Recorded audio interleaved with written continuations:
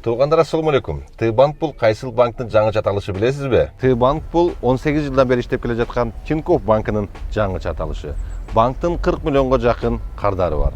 Алардын 1 миллиондон ашыгы Россияда иштеп жашап жаткан Кыргызстан, Өзбекстан жана Тажикстан жарандары. Эмне үчүн мекендештерибиз бул банктын картасын тариздешет? Анткени Т-банк онлайн банк. Башкача айтканда, анын кеңселери жана бөлүмдөрү жок. Ошондуктан картаны колдонуу абдан ыңгайлуу. Анткени мурда кеңсеге барып кезекте турууну талап кылган бардык операцияларды эми бир топ жеңил аткарууга болот. Мисалы, сиз Т-банктын Black картасына акчаңызды каалаган банкоматтан комиссиясыз сала аласыз.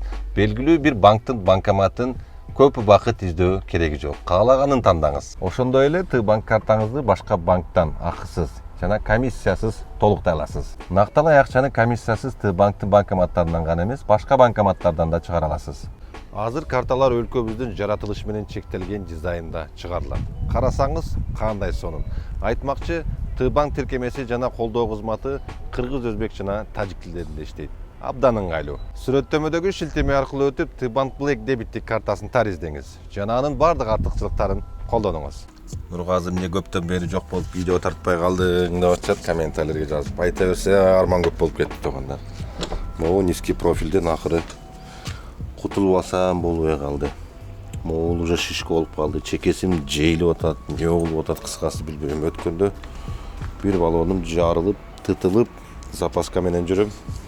Бүгін интернеттен 4 баллон алдырдым атайын. Мындай высокопрофильный, бирок дискасы размери 17 туугандар. Красивый болбосо өлүп кетсин, ебананы жарылбаса болду атайын. Каждый через 2 дня желдетип, жаматып, жарылып, дискаларым кырылып жүргүчө. Бул низкопрофильныйлерди жанагы немеге салып коем, зимнийге. А высокопрофильныйлер менен жайында жүрө турган кылып алсам болуп кеткен. Жана мосттун замокторуна тийгендер бул кырчылып кала берет экен. Мынакей баллон тутулуп кеткенин карагыла азыр. Же нары болбой, же бери болбой. Жүрөт эле ебана уроттун баллону. Акыры башын жедим. Мен дагы буну шиномонтажга барганда көргөзөм туугандар.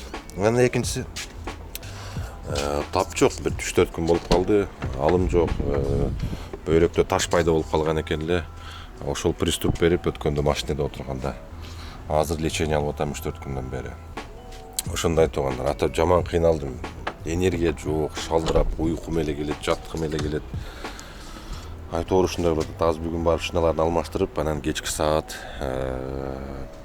6-7лерге укол алганы барам. Bir 3-4 кыл капельница алып атам, жан башка 2 укол алып атам. 1905-те кыргыздардын клиникасы бар туугандар. Эгерде кимге клиника керек болуп, аны муну турган болсо, мен кечинде барганда дагы ал жерде адресин көргөзүп туруп, телефон номерин жазып коем туугандар. Жанагынтип жериңер ооруп атса, уялып, же болбосо жанагынтип айта албай жүрөсүңөрбү, же болбосо жанагындай клиника кимге кайрылышты билбей таппай жүрөсүңөрбү. Барып бир сыра көргөзүп коем туугандар. Эгерде бирөө жарым бир жериңер ооруп, ушундай клиника таппай атсаңар, ошол жерге келип, дарыланып, лечение алып бересиңер туугандар. УЗИси бар, стоматологу бар, терапевти бар, уролог, гинеколог, кыскасы ал жерде бүт бар жагы бар экен туугандар. Уже мынакей мага карабайсаңыз, уже могу асты дагы жел чийип калганбы. Короче, надоело болду. То астынын жели чыгат, то аркасынын жели чыгат. Низкий профиль вообще тут келип кеткен. Так, датчиктерди заказ кылып койдум эле. Датчиктерди заказ кылып койгом, чтобы датчик менен өтүп, уже доставка менен датчиктери келди.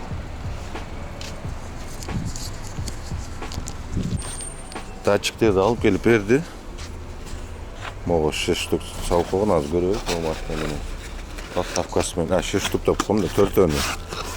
4 баллонго 4 датчикти текшертип, датчиктерди алдым азыр. Коюм. Анан кийин шиномонтажга барып туруп салдырайын. Мынакей датчиктери кандай көрүнөт, каяктан алат дей турган болсоңуздар, датчиктери момундай болот туугандар. Датчиктери. Булар автоматически эле уже прошитый, Мерседестики именно. Прошитый бүт бардыгы даяр болот. Дискага тарс этип орнотот. Мынакей, дискага тарс этип орнотот, болду. Автоматически көргөзөт туугандар. Кеттик анда шиномонтажга барып, тезирээк неме кылалы, уже саат 3-төн өтүп атат, ато жетишпей калбайын. Так. Азыр полностью Balondordu çıkardı. Satıp algan balondu bir sıra judurup mon tutulup ketken karasыңар. Az çıkarsa daha görgözüm. Bulardı alp arosike koyup koyayım. Bularga zimnilerdi salabız. Mınaki tuğanдар. Низкий профиль su buluğu. Концов musu kalıp ekan. Buyursa nizkий profilden kurtulduk. Bir komplekt. Yanında dışkalara Musaka profilinden saldırıp koydum. Bularga zimni saldırıp koyayım.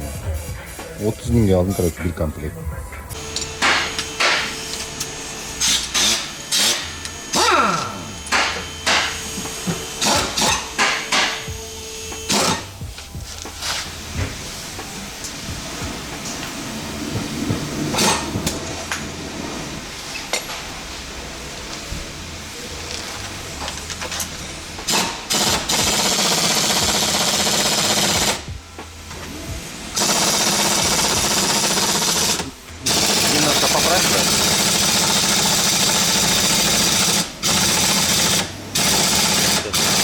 Все.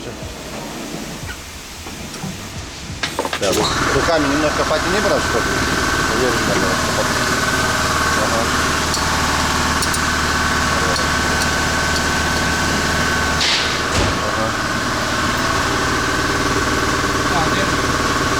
Ага.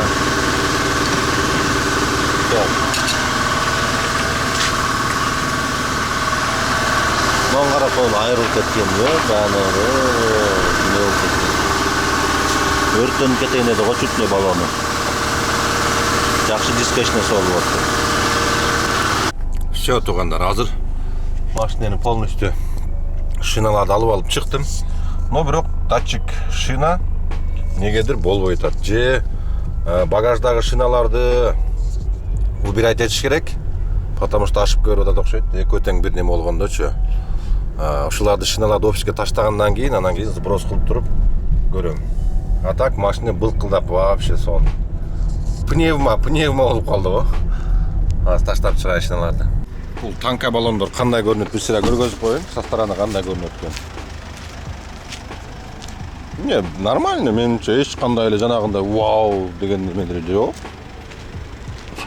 Кандай дейсиңер? Эскисин салыштырып көрөсүңөр, а так менимче нормально эле го дейм да. Мо жазуулары кетпей койду ёлки. Со временем кетип калат деди, но баллондор четко эле отурду. Прям то, что надо болду да. Вообще то, что надо болду, всё. Азыр баллондорду офиске таштайлы. Мойкада кылдырыш керек эле, бир жумадан бери машинада жуулбай өлдү. Onun ahvalın qarab da ola, soğuştan kaçıp gelgende bir.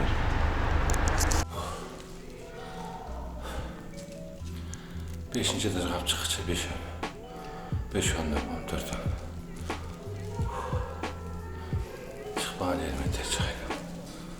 Ego valla. Ego ikinci etajda şu. 5 kap çıkış gerek. Vay. Of yolki, koltuklarım kaltırap. Bunun barını alıp çıkışı. Вот низкий профильдин зимний шинасы жакшы. Таптаза койдум.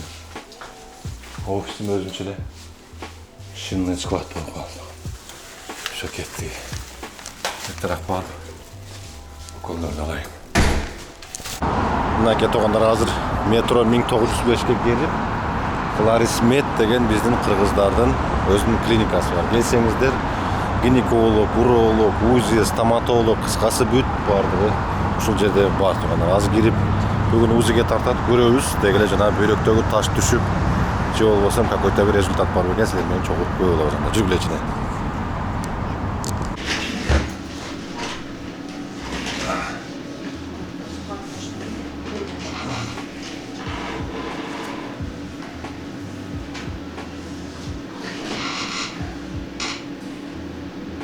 Бул клиникага келгениме бүгүн 3-чү күн болду. Биринчи күнү келип УЗИге текшерилгенде оң жак бөйрөгүңдө 5 мм таштан бирөө, сол жак бөйрөгүңдө 3 мм таштан 3-ө бар экендир азыр деп айтты эле. Андан кийин атайын ошол мочагонный капельницаларды сайып, моча менен через моча аркылуу чыгарчу ошоларды сайган. Ар 3 күндө бир УЗИ кылып текшерип турат экен, таштары түштүбү, ордуна келдиби деп. Медсестра айтат, сол жак бөйрөгүм чото жакпай атат деген. Мында 5 жыл мурда катуу воспаление болуп, сол жак бөйрөгүм катуу ооруду эле. Сол жак бөйрөгүмүн чашкасы чоң экен деп атат. Дагы 4 күн укол алам буюрса.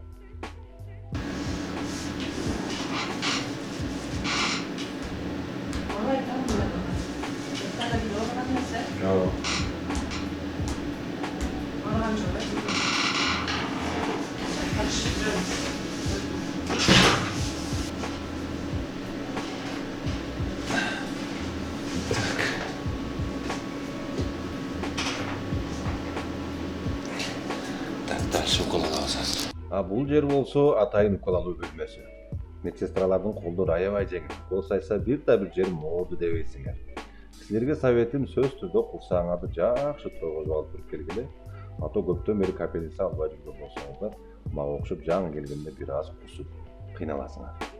Ушундай туугандар, 1-2 жумадан бери жанагынтип видео тартпай иштегендерими көрсөтө албай калган себептердин бири ушул болду туугандар. Бир аз бөйрөк ооруп, өзүңөр көрдүңөр, УЗИден көрүп айтты, ошол таш пайда болуп бөйрөктө туугандар. Эми таш пайда болгондун бирден бир себеби основном ушу адреналин ичип, газ сууларды ичип алып, за рулем жүрө бергенден туугандар, бүт ошол сахардын бардыгы чогулуп барып туруп, же жанагынтип кыймылдабайбыз лишний раз тонналаган сахардын бардыгы чогулуп барып туруп, анан ошентип бөйрөккө таш болот экен туугандар. Билесиңер, бир эле адреналинде почти 200-300 граммга чейин сахар болот бир эле.